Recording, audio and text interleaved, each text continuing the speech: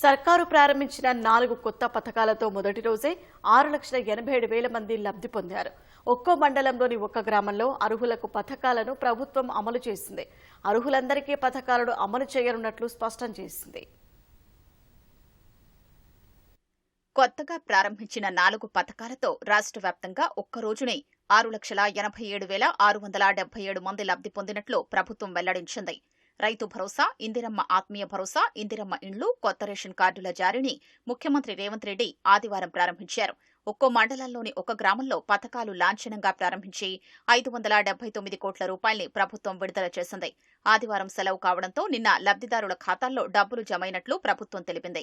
రాష్ట్ర వ్యాప్తంగా 563 గ్రామాల్లో అర్హులకు కొత్త రేషన్ కార్డులు, ఇందిరమ్మ ఇళ్లు మంజూరు చేసినట్లు సర్కార్ వెల్లడించింది.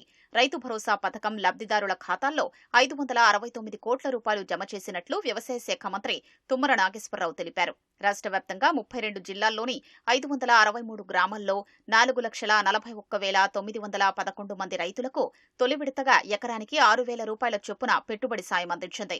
మొదటి రోజునే 9,48,333 ఎకరాల రైతు భరోసాను చెల్లించినట్లు మంత్రి తెలిపారు.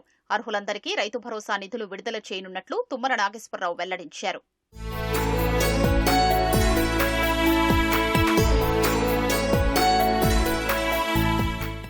ఇందిరమ్మ ఆత్మీయ భరోసా పథకం ద్వారా తొలి రోజున 18,180 మంది వ్యవసాయ కూలీ కుటుంబాలకు తొలి విడత 6,000 రూపాయలు చెల్లించేందుకు ఆర్థిక శాఖ 10,91,00,000 రూపాయలు విడుదల చేసింది. అర్హులైన కుటుంబాలకు కొత్త రేషన్ కార్డులు జారీ ప్రారంభమైనట్లు ప్రభుత్వం వెల్లడించింది. పాత రేషన్ కార్డుల్లో అదనపు కుటుంబ సభ్యుల పేర్లను నమోదు చేసింది.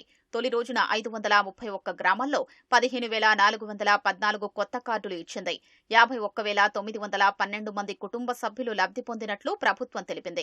అదనపు సభ్యుల్ని చేర్చాలంటూ పెండింగ్లో ఉన్న 1,02,000 దరఖాస్తుల్ని ఆవిష్కరించి ఇప్పటికే ఉన్న కార్డుల్లో అదనంగా 1,03,674 మందిని చేర్చింది.